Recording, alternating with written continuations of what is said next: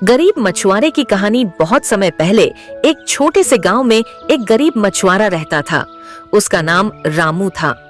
रामू की हालत इतनी खराब थी कि उसके पास खुद के जाल तक नहीं थे। वह अपनी छोटी सी नाव में पुराने जालों के टुकड़ों से मछली पकड़ने जाता था। रोज सुबह वह नदी के किनारे जाकर मछलियां पकड़ने की कोशिश करता, लेकिन अक्सर वह कुछ नहीं पकड़ पाता था। एक दिन रामू जैसे ही नदी में मछली पकड़ने गया, उसने एक पुरानी जड़ी भरी सी छड़ी को नदी के पानी में डूबे हुए देखा। रामू ने उसे बाहर निकाला और देखा कि वह एक जादुई छड़ी थी।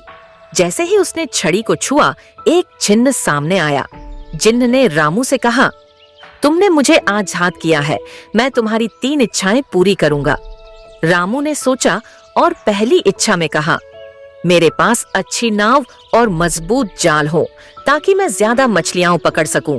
जिन्न ने उसे एक शानदार नाव और मजबूत जाल दे दिए।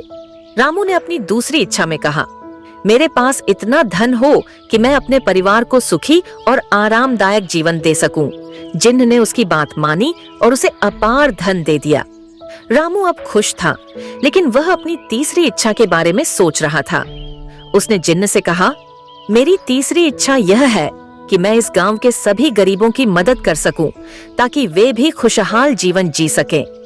जिन्न ने उसकी इच्छा पूरी की और गांव के सभी गरीबों के पास समृद्धि और खुशियां आ गईं। रामू ने अपना जीवन खुशहाल और संतुष्ट रहते हुए बिताया। उसने कभी भी अपनी जादुई छड़ी को लेकर घमंड नहीं किया और हमेशा दूसरों की मदद की। उसकी दरियादिली और मेहनत ने उसे सच्चा सुख दिया। अब वह गांव में एक आदर्श बन चुका था और लोग उसे सम्मान की नजर से देखने लगे। सीख।